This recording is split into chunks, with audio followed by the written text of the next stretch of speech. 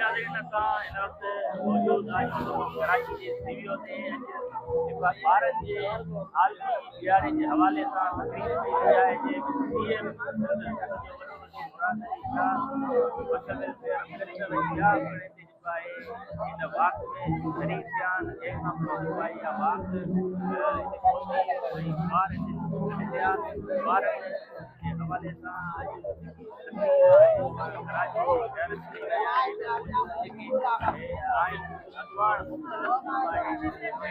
इदारनि जा उन्हनि सां ॻाल्हि ॿोल कंदासीं। अॼु जे वाक़ ॿारनि जे हवाले सां छा चवणो आहे, हर ॿार क़ीमती आहे ऐं हर ॿार जो तहफ़ुज़ करणु जेको आहे या बुनियादी हक़ उन्हनि खे फ़राहम करणु असांजी ज़िमेदारी आहे। अचो त उन्हनि सां ॻाल्हि ॿोल सॼी दुनिया में ही ॾींहुं मल्हायो वेंदो आहे। उन में ॿारनि जा जेके बुनियादी हुकूक आहिनि उन बुनियादी हुकूक जी अवेयरनेस ॿारनि खे ॾिनी वेंदी आहे त बाबा तव्हांजा बुनियादी हुकूम कहिड़ा आहिनि। ऐं गवर्नमेंट ख़ासि करे पाकिस्तान जी गवर्नमेंट सिंध गवर्नमेंट जो बि हिकिड़ो फ़र्ज़ु आहे त जेके असांजा ॿार आहिनि ऐं उन सिलसिले में गवर्नमेंट करे बि पई। ही प्रोग्राम जेको आहे अॼु सिंध गवर्नमेंट जे उन जी जेको आहे सो उन सां थियो आहे रज़ामंदी सां या बल्कि उन जे इंतिज़ाम हेठि त इहो प्रोग्राम थियो आहे।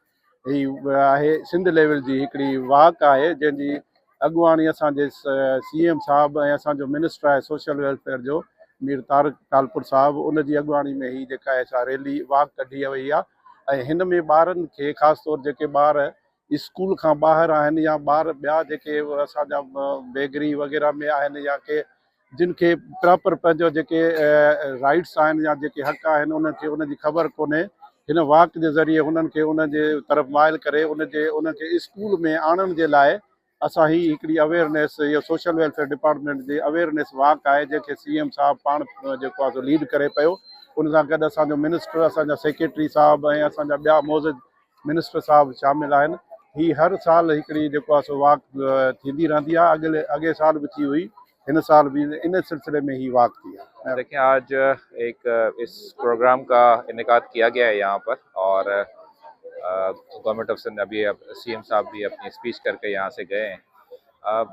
बच्चे के राइट्स जो है ना बहुत इम्पोर्टेंट है इस पूरी सोसाइटी में और हमेशा से आपने देखा है कि चाहे किसी भी सोसाइटी में कोई बच्चा रहता है उसमें उसके अगर राइट्स नहीं दी जाती तो उसका बड़ा एक नेगेटिव इम्पैक्ट आता है।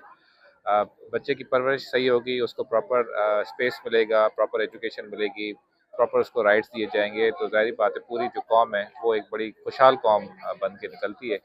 तो आज का जो दिन है उसका जो मैं आज देख रहा हूँ, आज जो कहा जा रहा है माय डे माय राइट्स, तो आज बेसिकली बच्चों का जो राइट्स है उस पर बात हो रही है। तो इसी तरह से हम सब मिलकर इस तरह के जो दिन है जो मनाए जाते हैं उसके बाद भी इसको फिर फैसिलिटेट किया जाए, इसको एग्जीक्यूट किया जाए, बच्चों में अवेयरनेस लाई जाए कि उनके क्या राइट्स हैं, इस तरह के प्रोग्राम्स रखे जाएं तो इससे बड़ा एक पॉजिटिव इम्पैक्ट आएगा। जैसा मुराद मेमन गोट का सोशल डेवलपमेंट ऑर्गेनाइजेशन जो प्रोजेक्ट आहे ग्रीसन ग्रामर स्कूल उनजे पारां चिल्ड्रन जो आलमी जो ॾींहुं आहे ॿारनि जो उहो सेलिब्रेट करण जे लाइ हिते पहुता आहियूं ॿारनि सां गॾु। ऐं अॼोको ॾींहुं जो मेन मक़सदु इहो हूंदो आहे त ॿारनि में शऊर पैदा करणु जीअं हो पंहिंजे फ्यूचर जे लाइ प्लानिंग करे सघनि ऐं जेकी ईंदड़ वक़्त जा चैलेंज आहिनि उन्हनि खे मुक़ाबिलो करे सघनि ऐं ॿियनि सां कुलो में मिलाए अॻिते वधी सघनि। ही उहो ॾींहुं आहे जे हिते पूरी दुनिया में ॿारनि जो आलमी ॾींहुं मल्हायो वञे थो।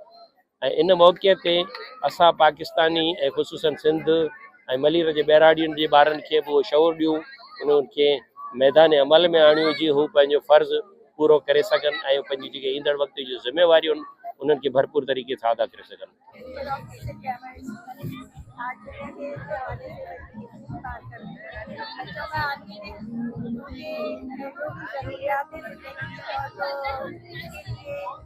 तो हमारे पास पार्क्स नहीं है और ग्राउंड्स नहीं है खेलने के लिए, इसलिए हम आपसे रिक्वेस्ट है कि ये जगह जगह होने चाहिए तो ख़त्म कर दिए गए।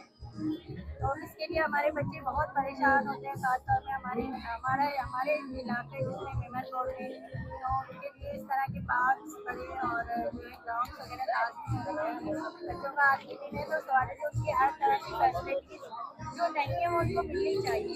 आर्ट कॉलेजेस नहीं है, फाइन आर्ट टेक्सटाइल कॉलेजेस रहेंगे वहाँ पे, ये आर्ट की स्ट्रीट और टेक्निकल कॉलेज होने चाहिए, ताकि बच्चे पढ़ाई के साथ साथ टेक्निकल वर्क को आगे जो है क्या नाम है लेके बढ़ें, क्योंकि इस टाइम पे उनके लिए बहुत ज़रूरी है। जैसे AI हो गया, सोशल मीडिया और तो हम चाहते हैं कि जिन एरियाज में ये नहीं है वहाँ पे ये सारी चीज़ें अवेलेबल होना चाहिए, ताकि वहाँ के बच्चे इससे भरपूर फ़ायदा उठाएं और वो आगे बढ़ें। अस्सलाम वालेकुम। जीअं त अॼु ॿारनि जो आलमी ॾींहुं आहे, असां बि रज़ाकाबाद वेलफेयर एसोसिएशन जे तरफ़ां हिते हिसो वरितो आहे। असांजा ॿार बि हिते मौजूदु आहिनि। हुन सां गॾु हिते सभई स्कूल जा ॿार गॾिजनि। वज़ीर आला सिंध बि हिते आयो हो, मिनिस्टर बि हिते आयो हो। हिन खां अलावा ॿिया बि जेके मुख़्तलिफ़ NGOs आहिनि, मुख़्तलिफ़ वेलफेयर आहिनि, सभिनि हिते हिसो वरितो। असां वज़ीर आला सिंध सां इहा अपील था करियूं त जीअं त सिंध में काफ़ी ॿार माज़ूर बि अहिड़ा आहिनि जंहिंजी का बि माली मदद न कई वेंदी आहे, तो असां वज़ीर आला सिंध सां इहा अपील था कयूं त बिराए महिरबानी करे जेके सिंध में माज़ूर बचा आहिनि उन्हनि जी माली कया वञनि, उन्हनि जी माली मदद कई वञे, उन्हनि खे तमामु का सहूलियतूं ॾिनियूं वञनि।